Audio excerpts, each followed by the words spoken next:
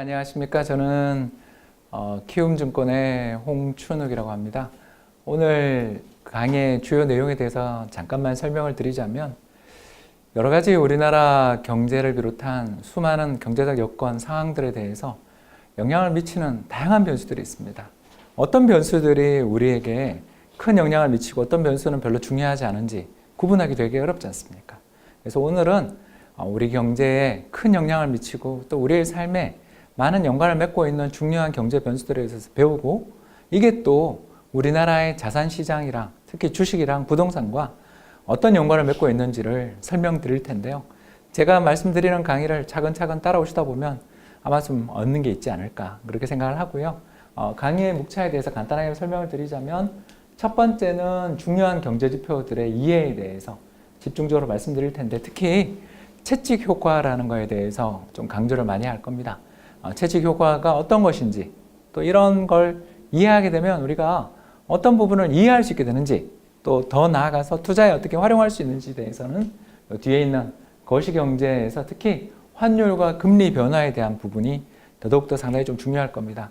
이게 전부 다 밀접하게 연관을 미치고 또 이런 경제지표의 변화가 환율과 금리의 변화에 영향을 줄 뿐만 아니라 이게 또 경제지표에 영향을 미치는 상호작용의 관계들을 조금이라도 이해를 하신다면 불투명하고 답답함에 느껴졌던 경제 현상들을 충분히 이해하고 또 더 나가서 좀 공부를 좀만 더 한다면 어느 정도의 예측도 가능하다. 저는 감히 이렇게 좀 말씀을 드릴 수가 있겠습니다. 이제 경제지표의 이해에 대해서 본격적으로 시작을 한번 해보도록 하겠습니다. 경제지표들을 이해함에 있어서 먼저 개념부터 한번 잡아보자면 우리는 경기순환에 대해서 알 필요가 있습니다. 이 자본주의 경제에 존재하는 다양한 종류의 경기순환에 대해서 우리가 모든 걸 다 알 필요는 없지만 기본 개념 하나는 말씀을 좀 드리자면 바로 뭐냐 하면 이 파란 선이 경기의 흐름을 보여주는 그런 지표라고 볼 수 있겠고 또 GDP 성장률의 변화라고 봐도 좋습니다. 뭐라고 해도 좋은데 가장 좀 중요한 것에 대해서 핵심을 말씀드리자면 이 최바닥, 파란 선의 최바닥이 경기의 바닥에 해당됩니다. 경기 저점이라고도 하는데 바닥이라는 표현이나 저점이라는 표현 다 활용되니까 경기 저점이 뭐냐 그러면 경기의 순환 과정에서 제일 바닥에 있는 구간이다. 이렇게 설명을 드릴 수가 있겠고요. 이 점선이 중요합니다. 이 점선이 뭐냐 하면 경제의 추세 수준이에요. 즉 이게 마이너스 성장이냐 플러스 성장이냐 이런 거 중요하지 않습니다. 중요한 건 뭐냐 하면 경제의 추세 수준이 2% 성장이다, 3% 성장이다 라고 한다면 여기가 제로 성장이냐 1% 성장이냐 상관없이 이 성장의 패턴이 GDP 성장률이 평균 우리가 한 3%, 2.5%라고 한다면 그거보다 얼마나 밑에 있고 높게 있느냐가 중요한 거지 성장률의 절대 레벨은 그렇게 중요하지 않은 거예요. 다시 말씀드리자면 성장률이 올라가는 추세냐 떨어지는 추세냐가 중요하지 성장률이 절대적으로 높다 낮다 가지고 자꾸 판단하면 안 돼요. 제가 누차 이런 말씀을 드리는 이유가 뭐냐면 최근에 우리나라 언론이나 이런 데서 자꾸 경기가 악화돼서 불황이다 이런 이야기를 하거든요. 지금 불황 아닙니다. 이걸 이해 못하시는 분이 너무나 많아서 제가 이 그림을 가지고 다시 설명드리는데 잘 보세요. 이 밑에 있는 부분을 사람들은 경기가 나쁘다, 불황이다 이렇게 얘기하는데 이거 아니에요. 불황이고 수축이고 뭐 확장이고 이거는 방향에 관련된 개념입니다. 다시 할게요. 경기가 성장률이 0% 또는 1%의 바닥을 찍었어요. 그리고 한 4%까지 올라갑니다. 이게 확장 구간.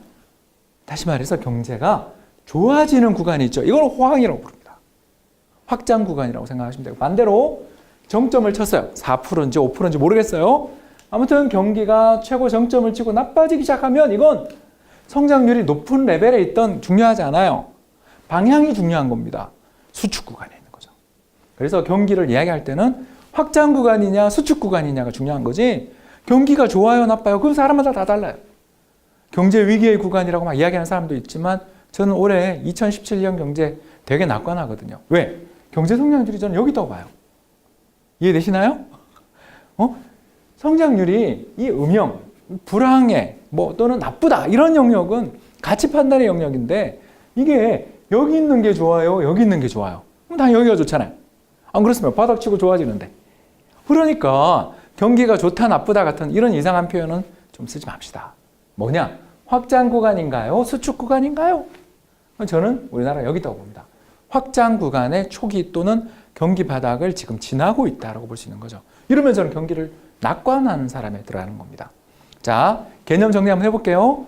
경기가 좋다, 나쁘다? 이거 안 됩니다. 경기가 확장 구간이냐, 수축 구간이냐. 이게 훨씬 더 중요하고 우리한테 더 영향을 많이 미칩니다. 왜? 자산 가격의 변화 방향이 전부 다 확장 구간에 있을 때 좋고 수축 구간에 있을 때 나빠요. 이해되시나요? 이게 여기 있냐, 여기 있냐가 중요한 게 맞지? 여기 있냐, 여기 있냐는 중요하지 않잖아요. 그죠?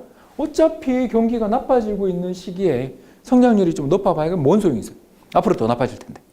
안 그렇습니까? 그래서 경기를 해석할 때는 경기의 정점, 꼭지가 있고 저점이 있는데 꼭지에서 바닥으로 떨어질 때가 수축, 반대로 바닥에서 꼭지로 올라갈 때가 확장, 호황 이렇게 해석을 하시면 경기 순환에 대해서 어려운 이야기를 다 우리 이해할 수 있게 됩니다. 외울 것은 두 가지였어요. 확장 구간이냐, 수축 구간이냐. 이걸 판단하는 게 경기 판단의 기본입니다. 다음 순서로 넘어가겠습니다. 자, 성장률을 한번 크게 그려봤습니다. 이게 얼마 사이클이냐면 무려 20년 사이클이에요. 그래서 우리 입장에서 우리 인생에 이거 한 번 더 볼다 정도 생각하시면 되겠습니다. 제가 1993년에 직장생활 시작해서 지금까지 약 24년째 일을 하고 있어요. 24년 중에 이걸 2번 봤습니다. 그러니까 순탄하지 않았어요. 그러나 또 옵니다. 이해되시나요? 그러니까 우리가 직장생활 20년, 30년을 한다고 치면, 사회생활을 한다면 이걸 이 엄청나게 깊은 골짜기를 한번 봅니다. 이걸 저희들은 뭐라고 한다? 건설투자순환. 끝에서 나와있죠? 건설투자순환 혹은 쿠즈네츠 순환. 어렵네요. 그냥 건설투자순환 합시다. 건설투자순환이 뭐냐면요. 18년에서 20년 정도의 주기를 두고서 부동산 가격이 오르고 내리는 현상을 뜻합니다. 근데 이 부동산 가격이 오르고 내리는 게 왜 이렇게 성장률의 진폭을 크게 만드냐고요? 부동산은 누구나 연관을 맺고 있기 때문입니다. 이걸 잊어버리신 분이 너무 많아요. 제가 한번 이야기해 볼게요. 여러분 한번 잘 들어보십시오. 자, 제가 전세를 살고 있습니다. 부동산 시장이랑 상관없을 것 같죠? 아닙니다. 우리는요, 전세라는 것도 우리나라 보면 아파트 60에서 70% 가격을 전세를 주고 들어가고 있어요. 그러니까 예를 들어서 6억짜리 아파트에 4억 주고 전세 산다.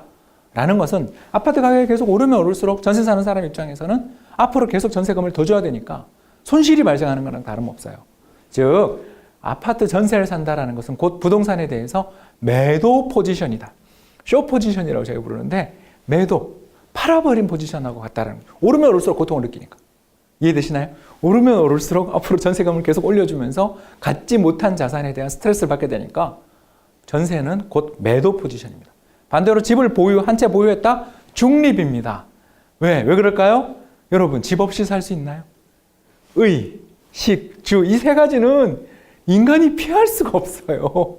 옷 없이 살 수 없잖아요? 안 먹고 살 수 있습니까? 집 없이 살 수 있어요? 그러니까 누구나 집 한 채는 가지는데 그게 전세면 매도 포지션인 거고요. 집을 한 채 갖고 있다면 그건 부동산 시장에서 중립적인 포지션입니다. 2채 이상 가지고 있어야 매수 포지션이죠. 이걸 잘 모르시는 분이 너무 많아요. 결국 이 과정에서 전 세계 미국이나 영국같이 아주 특수하게 주식 좋아하는 몇몇 나라를 제외하고는 세계 어느 나라나 가계자산, 가계가 들고 있는 자산을 가계자산이라고 하잖아요. 가계자산의 70에서 80%는 다 부동산이에요. 심지어 스웨덴이나 북유럽에 있는 이런 나라 같은 경우는 90%에 육박하는 나라도 있습니다. 다 어디나 부동산은 가장 중요한 자산인데 그 자산을 전세로 가지고 있으면 매도 포지션인 거고 집으로 가지고 있으면 중립이고 2채 가지면서 한 채 임대로 놓으면 이제 매수 포지션인 거죠. 그래서 누구나 부동산은 피해갈 수가 없어요. 그리고 자산 중에 제일 중요한 거죠. 이러다 보니 부동산 가격이 한번 꺾이는 그런 순환이 나타날 때 경제가 아주 큰 충격을 받습니다.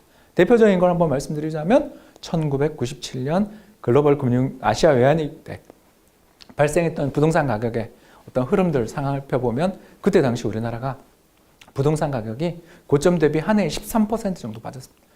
상당히 많이 빠졌죠. 그런데도 우리 경제에 엄청난 충격을 받았습니다. 그러니까 부동산 가격이 그 정도 10몇 % 빠지면 위기가 발생하게 됩니다.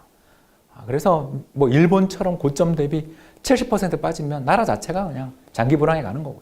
그래서 우리나라 같은 경우는 이런 부동산 시장의 장기 순환에서 볼 때 대충 지난번 저점이 언제였다? 1997년이었고요. 이제 최근의 저점이 언제였냐? 이게 논란이 많습니다만 저는 2012-13년이 저점이었다고 보고 있습니다. 왜 그런가? 이건 별거 아니에요. 실질 주택 가격 기준으로 해서 저희들이 이제 순환을 살펴보면 97년에 제일 부동산 가격이 많이 빠졌고 그 다음으로 부동산 가격이 가장 많이 빠졌던 시기를 살펴보면 2013년, 12년 정도가 그걸 대략 보니까 또 한 17년 정도 순환이죠. 그죠? 그래서 이게 평균입니다. 꼭 20년, 18년 믿으면 안 돼요.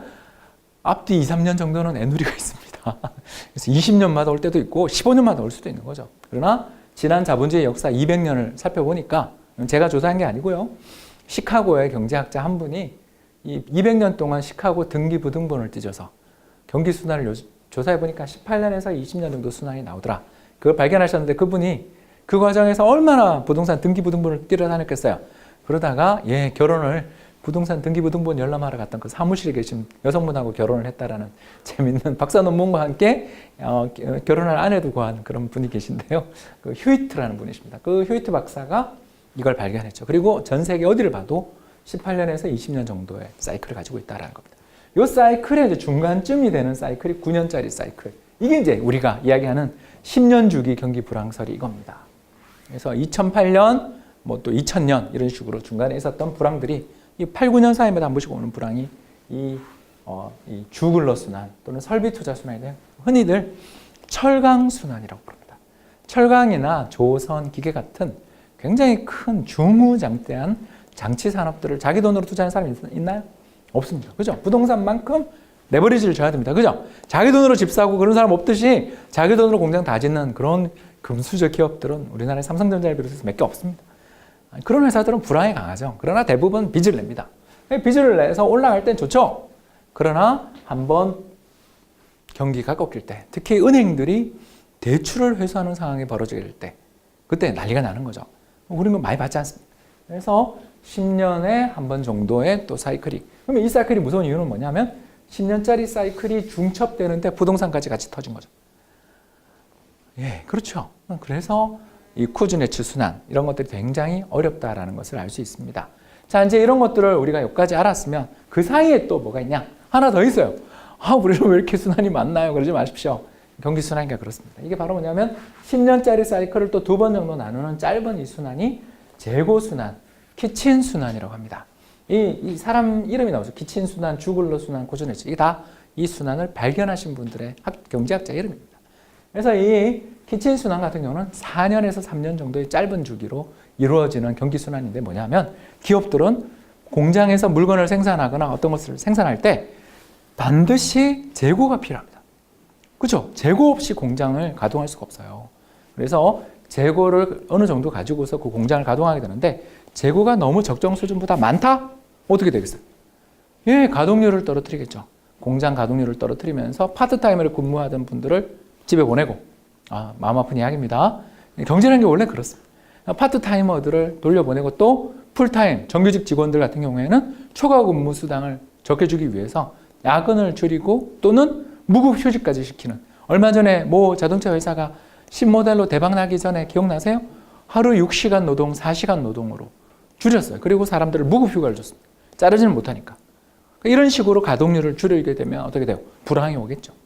반대로 물건이 너무너무 잘 팔려서 재고가 적정 재고 수준보다 줄었어요. 그럼 어떻게 됩니까? 파트타이머들을 계속 고용하고 풀타임 하시는 분들을 주말에 야근을 시키고 막 그래서 시간당 임금을 2배, 3배를 줘야 되잖아요. 특권을 줘야 돼요. 그러니까 그런 식으로 사람들을 계속 뽑아 쓰기 시작하면 어떻게 되겠어요? 임금도 올라가고 근무 시간도 올라가면서 소비 여력들이 높아지면서 경기가 좋아지겠죠.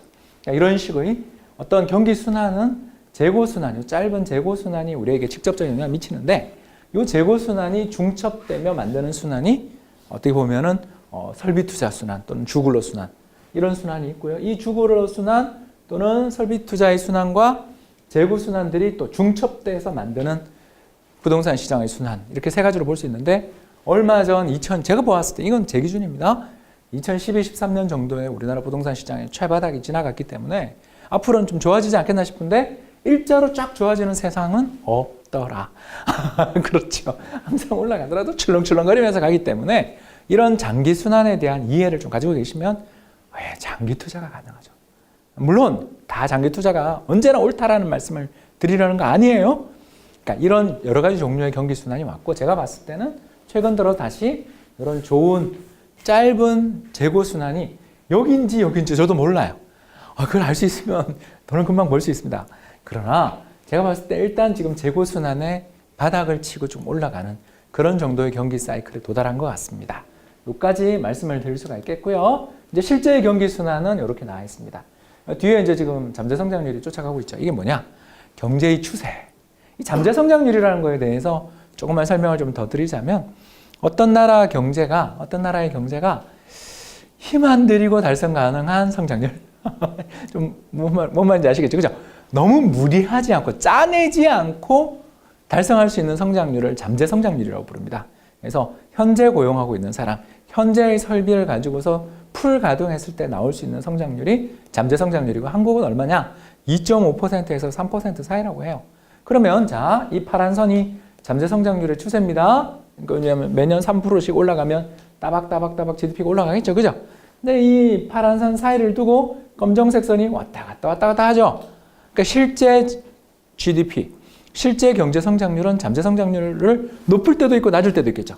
자, 높이려면 어떻게 해야 되죠? 잠재 성장률이 이런 수준을 가지고 가고 있는데 이거보다 성장률을 더 내고 싶어요. 어떻게 해야 됩니까? 아까 이야기했죠. 잔업 특근도 시켜야 되고 공장의 기계의 마모 이런 걸 감안하더라도 좀 쉬지도 않고 막 돌리는 그런 상황이 됩니다. 자, 어떤 일이 벌어지겠어요? 과열이 발생하지 않겠어요? 기계의 마모뿐만 아니라 사람들도 지쳐나가게 되고 경제가 더 이상 버티지 그러면 다시 이렇게 밑으로 떨어지는 거죠. 이게 불황입니다. 그리고 또 파란 선 밑에 들어가 있으면 경제가 또 굉장히 침체 여간이 되면 그때 또 정부가 금리도 인하하고 재정자금도 방출하거나 이러면서 경기를 부양하려고 노력하고 또 그 과정에서 또 기업들에게 있어서 아주 또 중요한 일이 벌어지죠. 뭐냐면 어떤 새로운 사업을 시작한 사람들에게 있어서 최고의 타이밍이 됩니다. 기계 설비가 다 놀면서 헐값에 공장이 나와 있고 사람들 값도 싸요. 이걸 가장 잘 보여주는 기업 하나를 제가 이야기해도 될까요? 이게 바로 뭐냐 하면 최근 전 세계적으로 돌풍을 일으키고 있는 모델을 개발하고 있는 테슬라 모터스가 바로 이런 회사의 대표입니다. 이 테슬라 모터스는 세계에서 가장 생산성이 높은 자동차 공장을 가지고 있는데 이 공장 자기가 지은 게 아닙니다. 2008년 글로벌 금융위기 당시 미국 내에서 최신식 설비를 가지고 기계 공장을 가동하려던 기업이 하나가 미국 시장에서 아예 철수를 하면서 그 공장 자체를 내놔버린 거예요. 어마어마한 돈을 들여서 지었는데 그 공장을 팔라고 내놨는데 누구도 인수 안 하죠. 왜? 불황이니까. 참 그럴 때 돈이 있어야 되는 거죠. 그때 테슬라 모터스가 이걸 딱 인수한 거죠. 그러면서 세계 최첨단의 전자동 공장을 인수해서 거기서 전기차 모델들을 생산하기 시작하면서 굉장히 높은 혁신을 달성하고 또 이전에 전기차가 굉장히 비쌌는데 거기서 나오는 테슬라 모터스에서 나오고 있는 각종 자동차들이 그 동종 가격 대비 약간 더 비싼 정도에서 바닥을 전부 다 2차 전지로 다 깔았는데도 불구하고 차값이 싸잖아요.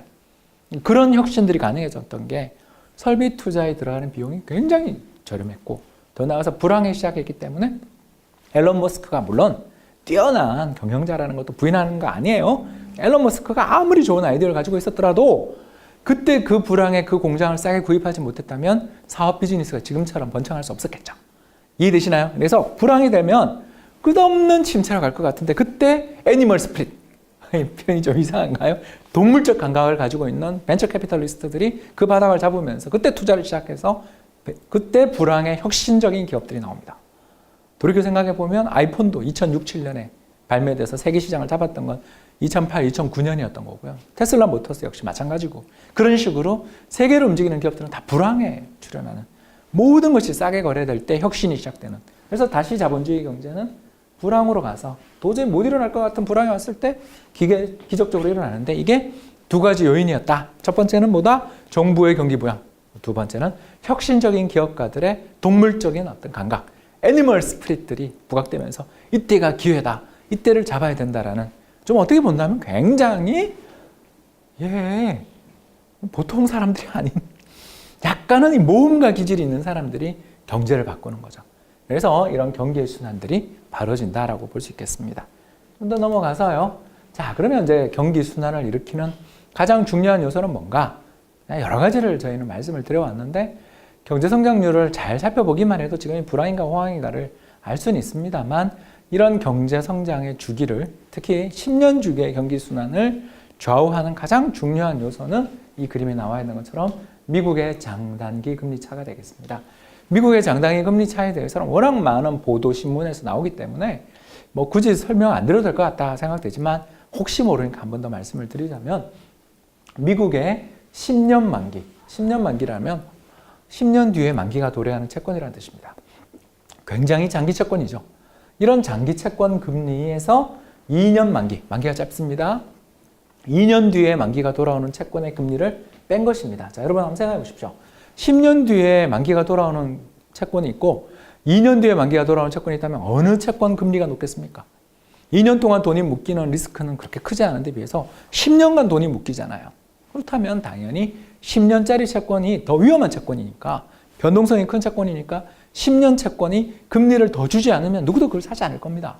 따라서 장당기 금리 차라는 것은 10년 빼기 2년 금리니까 대부분 어디 있어야 된다? 플러스의 영역에 있어야 됩니다. 그렇죠? 그래서 장기 채권 금리가 단기 채권 금리보다 높아야 되고요. 평균 몇 %냐? 1% 이상은 줍니다. 그래서 예를 들어서 2년짜리 채권 금리가 2%라면 10년짜리 채권 금리는 3%가 돼야 된다는 겁니다. 그게 정상이에요. 그런데 10년에 한 번씩 10년에 한 번씩 이게 그죠? 여러분 10년에 한 번씩 마이너스 가죠. 이게 벌어지더라는 거죠. 자, 그리고 그때마다 우리 경제에 무슨 일이 있었는지 한번 보겠습니다. 여러분 긴장하십시오. 이제부터 진짜 본론입니다. 돈이 여기 걸려 있습니다. 자, 1980년 제2차 오일 쇼크로 우리나라 주식시장 140포인트에서 70포인트로 하락률 마이너스 50%. 그때 우리나라 소비자 물가 상승률이 30%였으니까 실질 주가 하락률은 마이너스 80%였습니다. 우리나라 역사상 최악의 경기 침체는 사실 1980년이었습니다. 자, 두 번째 1989년 보이시나요? 역시 또 마이너스죠. 이때 종합주가지수 1003포인트에서 470포인트까지 역시 하락률 마이너스 55%. 3조 호황이 무너지면서 주식시장이 반토막 났던 그때가 바로 1989년. 또 마이너스 갑니다. 2001년 9.11 테러로 촉발됐던 2000년 정보통신 불황입니다. 역시 마찬가지죠. 우리나라 종합주가지수 역시 그때 당시 1050포인트에서 450포인트까지 역시 하락률 마이너스 60%. 여기 2007, 2008 글로벌 금융위기 잊어버리시지 않으셨죠? 10년도 안 됐습니다. 이때 역시 미국의 마이너스 장단기 금리차가 여기 들어가면 어떤 일이 벌어진다? 우리나라 종합주가지수가 2050포인트에서 890포인트까지 하락률 마이너스 65%를 기록했던 시기입니다. 물론 뭐 주식시장이 경제의 거울이라는 이야기 많이 들으셨죠? 처음 들으셨나요? 그럼 오늘 알아두십시오. 경제를 예측하는 데 있어서 주식시장만큼 도움되는 게 잘 없습니다.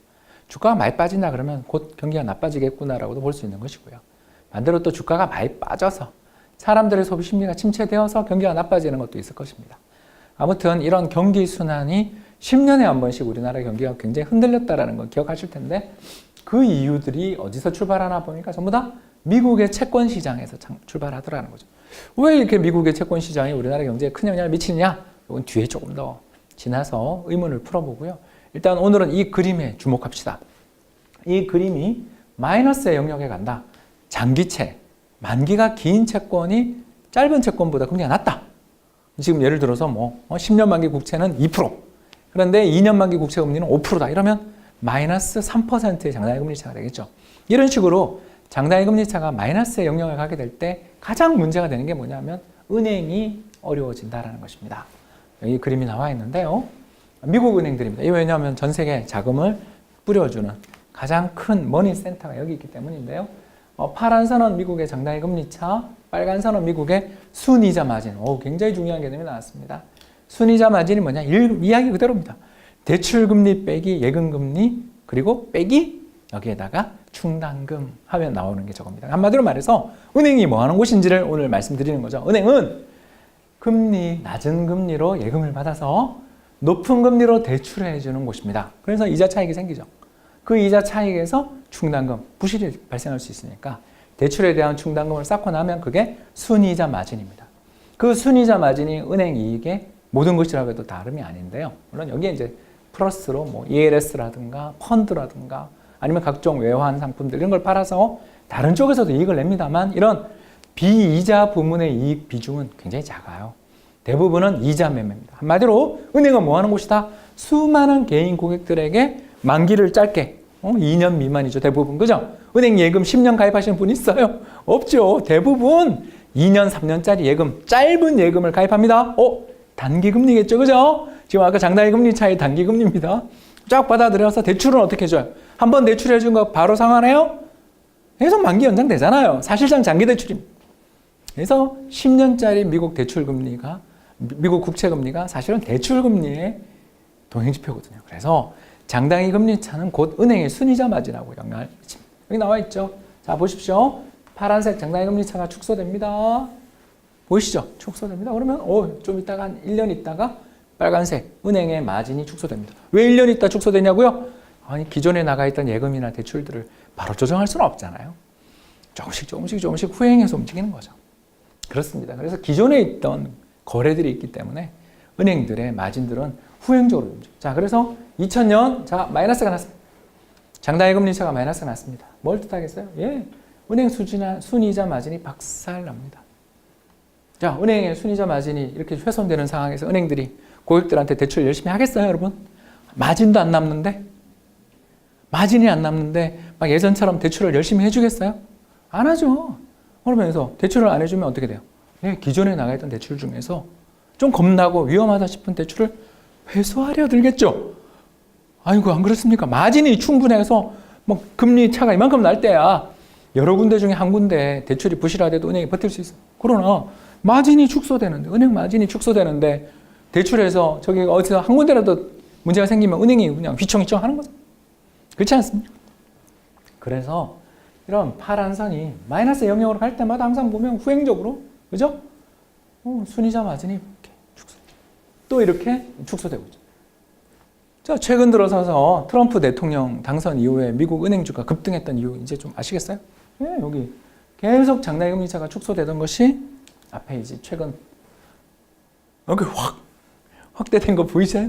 바로 이게 트럼프 당선 이후에 벌어진 일이잖아요. 그러니까 여기에 이제 분기 데이터니까 아직 안 나왔습니다만 여기도 이렇게 돌아설 거라. 그러면 은행의 순이자 마진이 돌아서면 은행주 사야죠. 그죠? 이렇게 바로 그냥 개별 종목 매매로 들어가 버리는 건 아닙니다. 그냥 최근 들어서서 왜 트럼프 당선 이후에 미국 은행주가 그렇게 랠리를 펼치느냐에 대해서 궁금하셨죠? 그게 다 이유가 이런 데입니다. 그래서 요지는 별거 아닙니다. 한국 경제는 이유는 잘 모르겠는데 미국 경기가 나빠질 때 우리나라 큰일 나더라는 건 이제 잘 알아요. 두 번째, 언제가 그렇게 됩니까? 하고 알아봤더니 미국의 장단기 금리가 마이너스 날 때 큰일 나더라. 세 번째, 미국의 장단기 금리가 마이너스 날 때 왜 문제가 되는데? 바로 미국 은행들의 마진이 축소되고 대출이 줄어들더라. 그러면 미국의 은행이 마진을 축소하고 대출이 줄어들면 어떤 일이 벌어지냐? 부실했던 기업들에 대해서 대출 회수 또는 새로 자금을 줘야 될 곳에 돈이 안 가기 시작하니까 돈맥 경화. 돈이 안 도는데 경제가 좋아질 수 없죠. 불황이 옵니다. 그러다 보니까 경기가 나빠지고, 경기가 나빠지면, 미국 경기가 나빠지면 한국을 비롯한 신흥국에서 생산된 수출 제품들에 대한 수요가 둔화되는 일들이 벌어지겠죠. 그렇게 오늘 정리를 한번 해볼 수가 있겠습니다.